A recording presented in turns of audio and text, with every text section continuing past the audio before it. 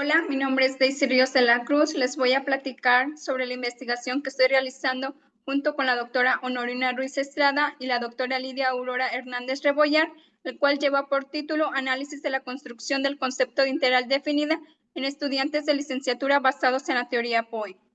La presentación está estructurada de la siguiente manera. Primero tenemos la introducción, después se presenta la pregunta y el objetivo de la investigación, algunos constructos teóricos, se da un bosquejo de cómo se está llevando a cabo, posteriormente pasamos a la recolección y análisis de datos, algunas conclusiones preliminares y por último las referencias. Como bien sabemos, la integral definida es uno de los conceptos fundamentales del cálculo infinitesimal que se incluye en el currículo de diferentes carreras y es uno de los conceptos medulares para los subsecuentes cursos, lo cual lo hace importante para los estudiantes.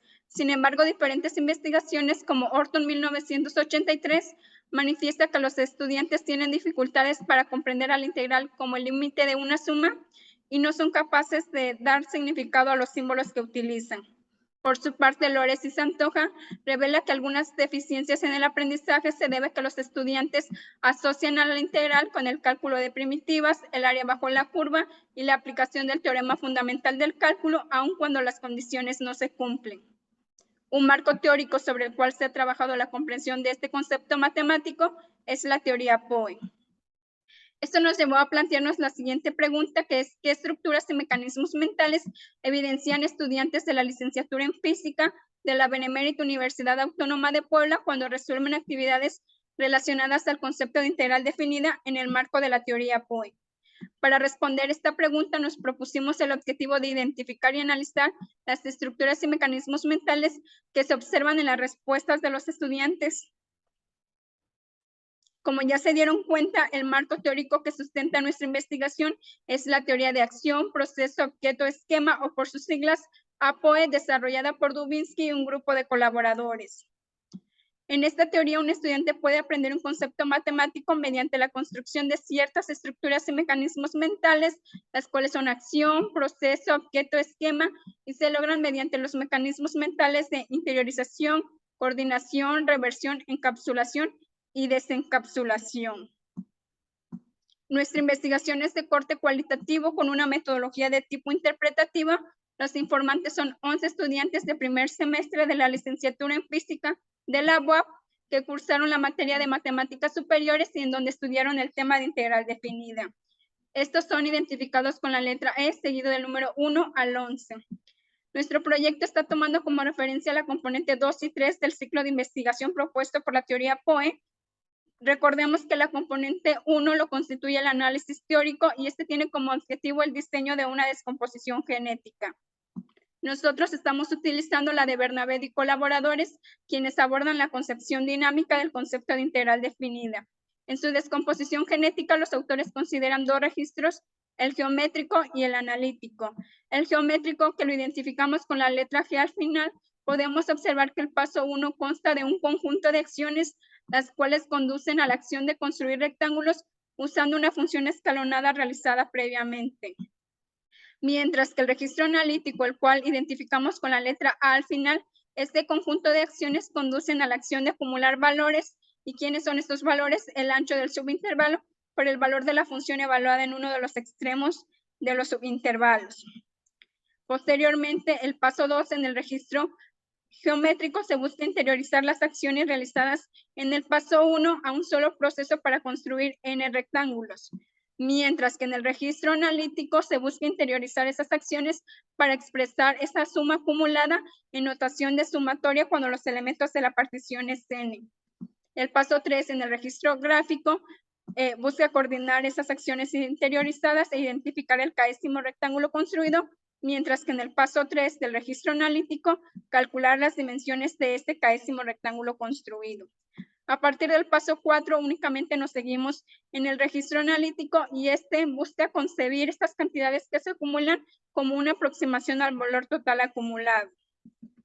En los siguientes pasos de la descomposición genética se busca dar una mejor aproximación al aumentar los elementos de la partición y calcular el valor aproximado total a diferentes situaciones, las cuales pueden ser área, temperatura, etcétera. Bueno, una vez elegida la descomposición genética, pasamos al diseño del instrumento. Este constó de 5 actividades. Las primeras 3 fueron de elaboración propia y las otras 2 fueron seleccionadas y adaptadas de Jiménez Villanueva 2017. A continuación les voy a presentar cada una de estas actividades. La actividad 1 se encuentra en el registro gráfico. Con ella se busca observar evidencia del paso 1A al 1D en el registro gráfico. Se les da a los estudiantes la gráfica de la función y se les piden en el inciso A que estimen el área utilizando un número específico de subintervalos. En el inciso B, que a partir de lo realizado en el inciso A, indiquen con qué cantidad de subintervalos se obtiene una mejor estimación. Y en el inciso C, qué harían ellos para proporcionar una mejor estimación si se les pidiera. La actividad 2 se da información tanto en el registro analítico y gráfico del inciso A al inciso S. Se espera observar evidencia del paso 1A al 1E respectivamente. En el inciso F se espera observar evidencia tanto del paso 1 en el registro gráfico como en el analítico, y en el inciso G que el estudiante reconozca diferencias entre la suma acumulada y el área estimada. Y esto porque la función cambia de signo en el intervalo de interés. Esta es la actividad, se les da la expresión analítica, también su gráfica, una serie de incisos en los cuales se les indica cómo calcular la suma acumulada.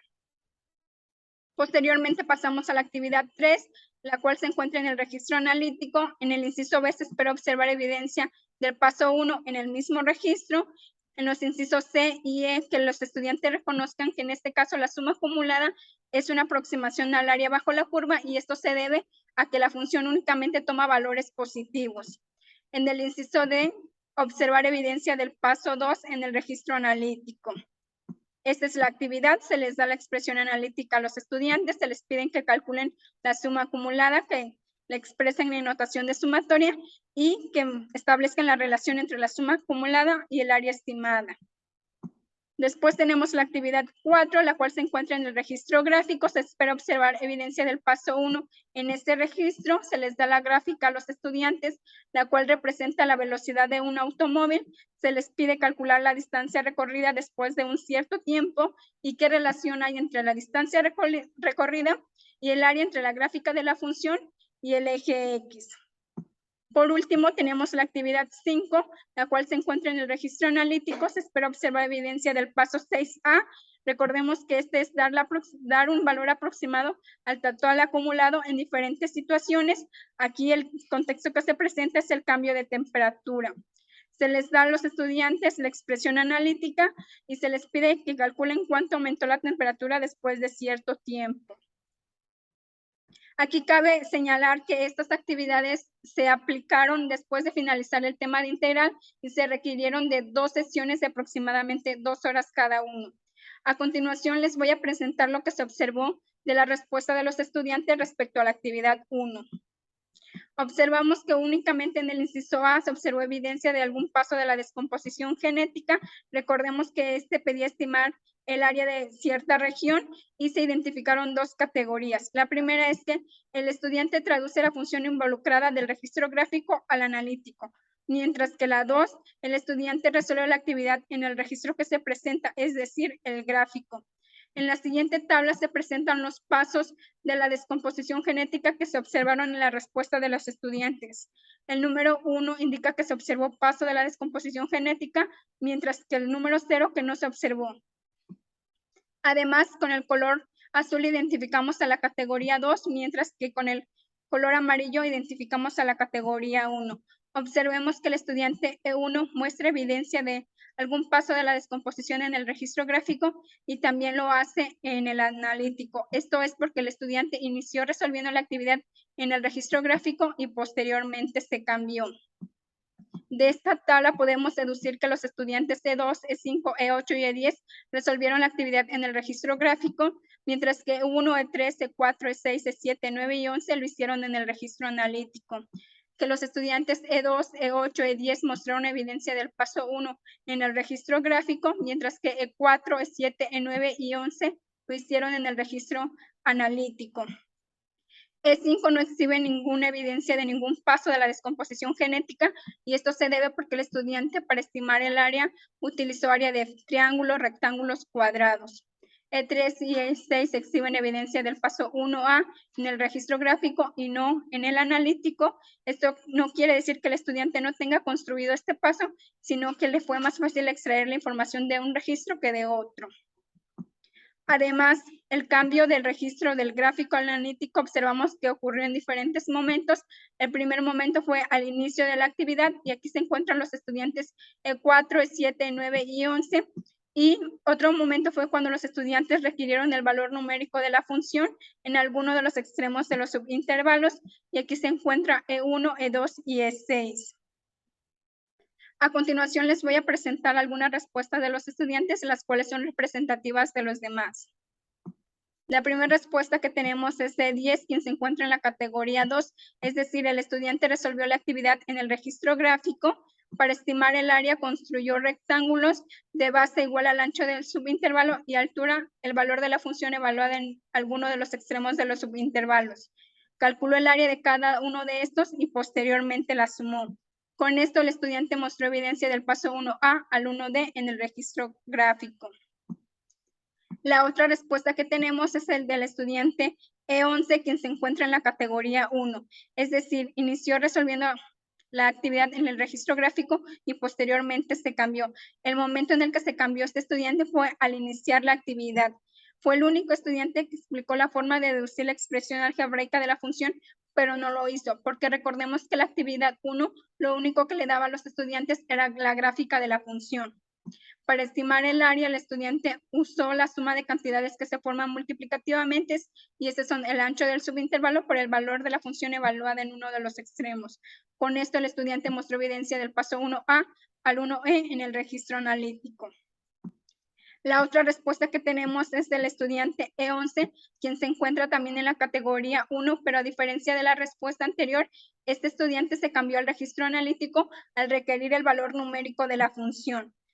Podemos observar de su dibujo que el estudiante construyó rectángulos y triángulos para estimar el área y por la forma en que construye las alturas de los rectángulos, podemos observar que en esta parte le quedarían dos rectángulos de altura igual a 0, lo cual tendría área igual a 0. Entonces no daría una buena aproximación al área estimada, por eso consideramos que el estudiante utiliza triángulos.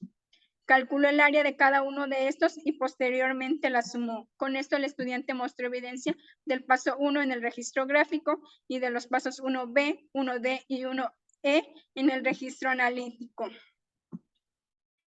Ahora, ¿qué podemos decir respecto a los otros incisos? Pues efectivamente en el inciso B, a partir de lo realizado en el inciso A, los estudiantes se dieron cuenta que conforme aumenta la cantidad de subintervalos, se obtiene una mejor estimación del área. Y respecto al inciso C, en el que se les pidió qué harían ellos para obtener una mejor estimación, los estudiantes E1, E2, E6, E8, E9 y E10 indicaron que únicamente considerarían cada vez más subintervalos o de anchos cada vez más pequeños. Pues efectivamente esto podría dar una mejor estimación al área, pero los estudiantes no dan argumentos que sustenten su respuesta, lo cual no nos indican que muestre evidencia de alguna estructura proceso. Por su parte, los estudiantes E3, E5, E7 y 11 indicaron que ellos utilizarían sumas de Riemann, el teorema fundamental del cálculo o la concepción estática de integral definida, los cuales se salen de la descomposición genética que estamos considerando. Ahora, ¿qué podemos decir respecto a esta actividad? Es que existió un predominio del registro analítico sobre el gráfico, porque de alguna manera los estudiantes dedujeron o presentaron, mejor dicho, la expresión analítica de la función, lo cual nos indica que les es difícil extraer información de la gráfica.